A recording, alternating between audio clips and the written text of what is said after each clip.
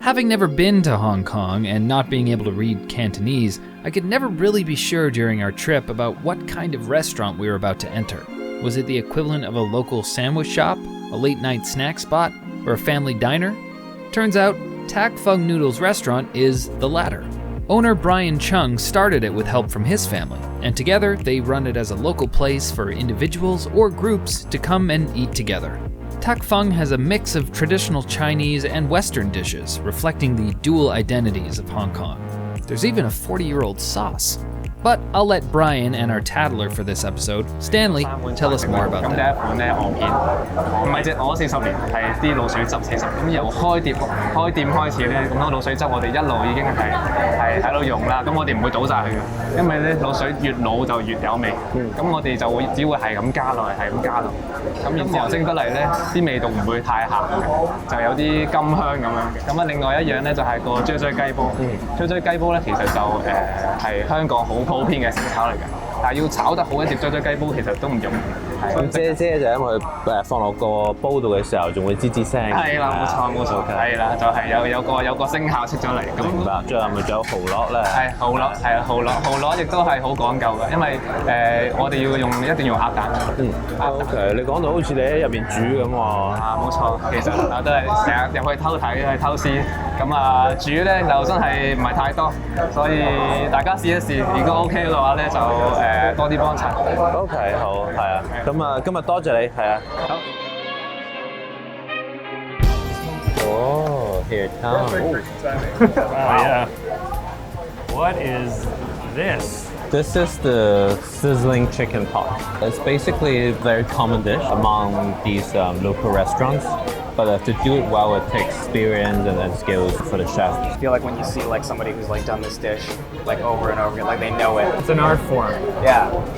Cooking is an art form. Not just the sequence of steps you do, but the way that you perform them. Okay, now what are we looking at here? What's this one? This is obviously a little bit more deep fried. Yeah, this is the Oyster Omelette.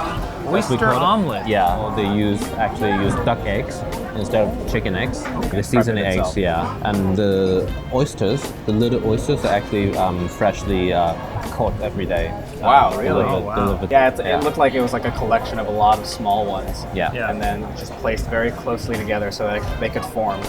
And I guess the egg is acting as like a sort of holder for them to stay together. And then the whole thing is deep fried. Well, this dish looks relatively plain compared to the other two.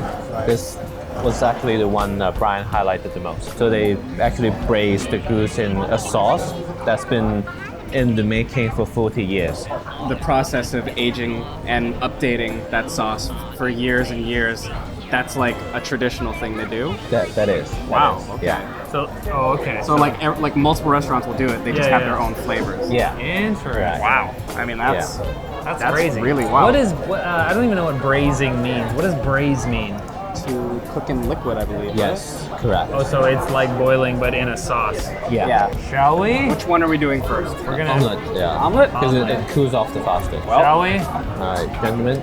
Omelet's Oyster up. omelette. Wow. Not like the ordinary omelette, right? No. I took a bite thinking like, oh, I'm gonna get egg, I'm gonna get oyster, and I'm gonna get the crispy outer shell. Yeah. I got that crispy outer shell, but I couldn't make the distinction between the egg and the oyster. And because they are kind of similar in texture as well. Yeah. It looks really crispy when you look at it. But as you can see, like as we saw when you were like getting in there with your chopstick, it just kind of gives way. Like tofu, yeah. All right, crispy chicken. Crispy Okay. chicken. All right, is that what it's called? What's it called? Sizzling chicken. Sizzling chicken. Sizzling chicken. Yeah. Let's dig in.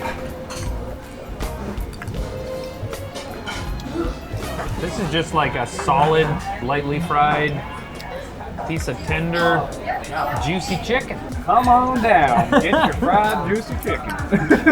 Now this is something that I can say is less, it's less intimidating. If you're unfamiliar with Hong Kong cuisine and maybe you're not too adventurous, you're just like, give me some of that. It's like sweet and salty. Yeah. I was gonna say sweet and sour, but no, it's sweet and salty. Sweet and salty, yeah. Yeah, That's a good way to not put so sour. it. The grand finale. I've never had goose before. It's similar to duck, I would say. Similar to duck? Similar to duck. Okay. I think we gotta start off with the dipping. You want to start with the dip? Well, because then no, it's- you should get the. Well, then you're gonna double dip. You're gonna eat it with, Riley. with the germs. Riley, they have been prepping this sauce and I- updating it for 40 years, and you want to start with the dips? Well, is this a one-biter? Depends. Would you say? Yeah. up It to looks like you're ready to eat it in one Yeah, bite. I'm doing it in one bite. All right. Oh my god.